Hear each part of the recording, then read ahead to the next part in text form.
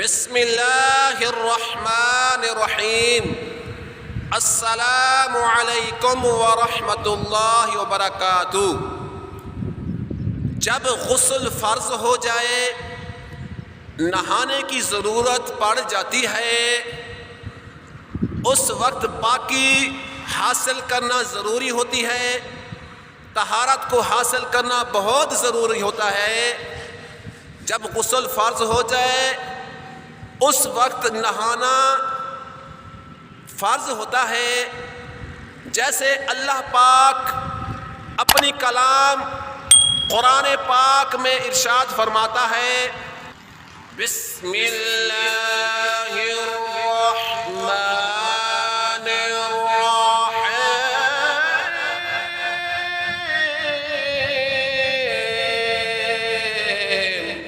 اللہ کے نام سے شروع جو نہایت مہربان رحم والا۔ وَإِن كُنتُمْ جُنُبًا فَاطَّهَّرُوا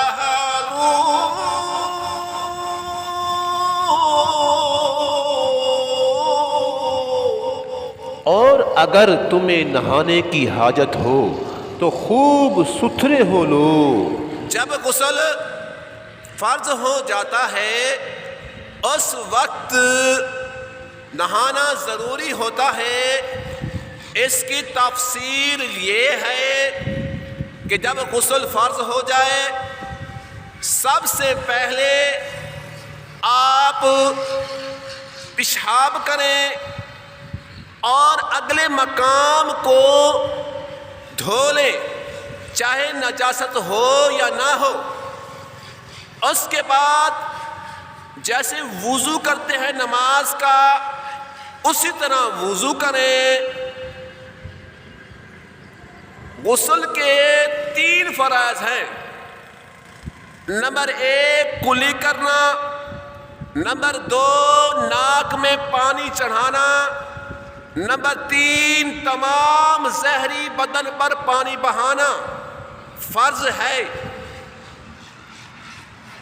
اور جب آپ پیشاب کر لیں اور اگلے مقام کی جگہ کو دھو لیں، اس وقت وضو جیسے کرتے ہیں نماز کا اس طرح وضو کریں۔ قلی کر لیں، منہ کے چاروں طرف پانی کو گھمائیں، گالوں کی تہہ میں اور دانتوں کی کھڑکیوں میں یہاں تک کہ حلق تک پانی پہنچائیں، غرغرہ کر لیں۔ ناک میں دوسرا فرض، ناک میں پانی چڑھانا، ناک کی کچی ہڈی تک پانی چڑھائیں، ناک صفا کر لیں، نکال لیں، اور ناک کے بالوں کا دھونا بھی فرض ہے۔ اس کے بعد منہ دھو لیں، وضو کر لیں نماز جیسا۔ اور اگر آپ کوئی اونچی جگہ پر نہیں ہے، کوئی چوکی وغیرہ نہیں ہے نیچے پاؤں کے نیچے، تو پاؤں کو نہ دھوئیں، غسل کرنے کے بعد میں دھو لیں، کیونکہ جو چھینٹے گریں گے نیچے آپ کے پاؤں پر آئیں گے، آپ کے پاؤں پھر جو ہیں خراب ہو جائیں گے۔ اس لیے اگر چوکی وغیرہ کوئی چیز ہے، کوئی چیز نیچے رکھی ہوئی ہے، اونچی ہے، تو پھر ٹھیک ہے، پاؤں بھی دھو لیں، ورنہ بعد میں غسل کے بعد دھو لیں۔ اب سب سے پہلے سیدھے کاندھے پر پانی ڈالیں، پھر الٹے کاندھے پر پانی ڈالیں، پھر سر سے نہا لیں، اور اس میں احتیاط رکھیں کہ جسم کے ہر حصے پر پانی کا پہنچنا ضروری ہے، یہاں تک کہ سر کے بال سے لے کر پاؤں کی نیچے تک تمام تر جسم کا پانی سے نہانا فرض ہے، اور اس میں ایک بال برابر بھی خشک نہ رہ جائے۔ بھائیوں غسل فرض کب ہوتا ہے؟ جب لذت کے ساتھ منی کا اخراج ہو، منی کا عضو سے نکل جانا لذت کے ساتھ ہو، پھر غسل فرض ہو جاتا ہے۔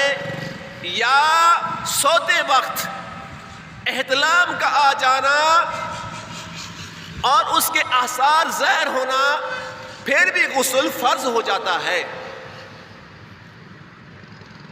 پیارے بھائیوں احتیاط رکھیں کہ سردیوں میں کچھ اعضاء ایسے ہوتے ہیں جو دھونے سے رہ جاتے ہیں، جیسے اگر بال ہیں کان کے نیچے، بال ہٹا کر پانی بہانا ضروری ہے، یہاں کہ کان کے سوراخ کے اندر بھی پانی بہانا ضروری ہے۔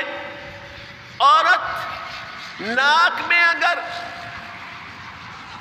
نتھ اور کان میں بالی ہے تو ان کو بھی ہلا کر پانی بہانا ضروری ہے۔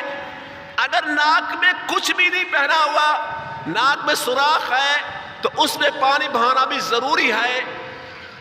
عورت اگر ان کے بال گندے ہوئے ہیں، سخت ہیں، تو ان بالوں کو کھول کر بالوں کے سر سے لے کر بالوں کی نوک تک پانی بہانا فرض ہے۔ اور بالی وغیرہ پانی آگے پیچھے ہلا کر اس پر بھی پانی بہانا ضروری ہے۔ اور اگر ہاتھوں میں عورت نے چوڑیاں پہنی ہوئی ہیں تو ان کو بھی آگے پیچھے کر کے پانی بہانا ضروری ہے۔ اور بغلوں کو اٹھا کر اس میں پھر پانی بہانا ضروری ہے۔ اور یہ تھوڑی کو اوپر کر کے گلے کے نیچے پانی بہانا بھی ضروری ہے۔ اگر پیٹ کی بلٹیں ہیں، بلٹیں اٹھا کر اس میں بھی پانی بہانا ضروری ہے۔ ناف کے اندر بھی انگلی ڈال کر پانی بہانا ضروری ہے۔ اور جب بندہ کھڑے ہو کر نہاتا ہے تو پیشاب گاہ کا پیچھے والا حصہ دو سرینیں مل جاتی ہیں، تو اس پر بھی پانی بہانا بہت ضروری ہے۔ ایسے مقام پر جس جگہ پر پانی نہیں پہنچتا وہاں پر پانی بہانا بہت ضروری ہے۔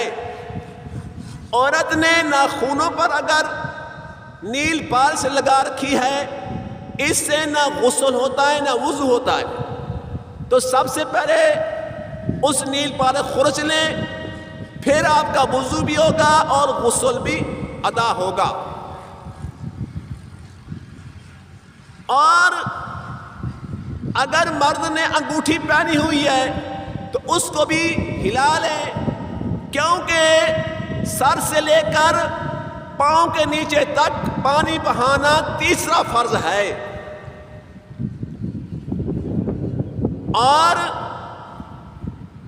غسل کے لیے اگر آپ جیسے یہ نہر ہے یا دریا ہے یا کوئی ندی ہے وہاں پر نہانا چاہتے ہیں تو ناف سے لے کر گھٹنوں کے نیچے تک یا اپنا بدن چھپا لیں، اور بدن چھپا کر کوئی باریک کپڑا نہ باندھے جس سے پانی پڑنے سے اعضاء زہر ہو جائیں گے۔ اگر باریک کوئی کپڑا ہے تو 2-3 تہے بنا کر باندھ لے کہ آپ پانی پڑنے سے آپ کی اعضاء زہر نہ ہو۔ اور اگر آپ نہر میں یا چلتے پانی میں غسل کرنا چاہتے ہیں تو چلتے پانی میں آپ رک جائیں، وہاں پر آپ نہا کر ایک مرتبہ دوسری مرتبہ ایک ہی جگہ پر آپ نہا کے کھڑے ہو جائیں تو وہ پانی بہانا ہوا۔ ایسے ہی بارش کے پانی میں بھی یہ پانی جب گرتا ہے اس کے ابھی چلنے کی طرف اشارہ ہے کہ یہ ابھی 3 مرتبہ کا مقام ہے. اور اگر کوئی تلا ہے، ٹھہرا ہوا پانی ہے، تو وہاں پر آپ پانی کو حرکت دیں یا ایک جگہ دوسری جگہ تبدیل کر لیں، اس طرح آپ کا غسل ادا ہو جائے گا. اب ہم غسل جب ہم پورا کر لیں، اس میں صابن وغیرہ بھی ہم لگا سکتے ہیں. اور اب اگر پاؤں نہیں دھوئے تو پاؤں بھی دھو لیں، اور کوئی کپڑے سے آپ اپنا جسم بھی خشک کر سکتے ہیں. اور اگر آپ دیکھیں کہ وقت مکروہ وقت نہیں ہے تو 2 رکعت نفل ادا کرنا یہ بھی ثواب کا کام ہے.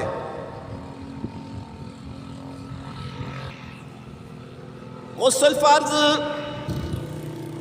فرض ہونے کے لیے منی کا شہوت کے ساتھ، لذت کے ساتھ عضو سے نکلنا ضروری ہے.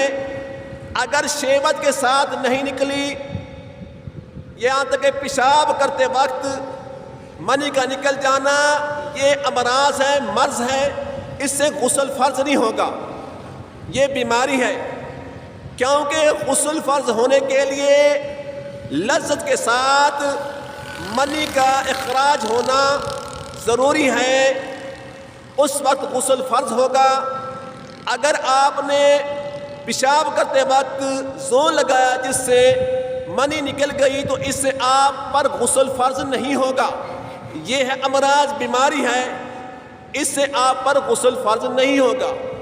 اور غسل فرض ہونے کے لیے یہ بہت ضروری ہے کہ لذت کے ساتھ منی کا اخراج ہونا، اعضاء سے نکلنا ضروری ہے، پھر غسل فرض ہوگا. اگر ایسے ہی پیشاب کرتے وقت یا ویسے ہی منی کا اخراج ہو جانا، یہاں اس طرح غسل فرض نہیں ہوگا. اور اللہ پاک ہمیں صحیح معنوں میں غسل کے احکام سمجھنے، اس پر عمل کرنے کی توفیق عطا فرمائے. آمین. اگلے ویڈیو کا انتظار کریں.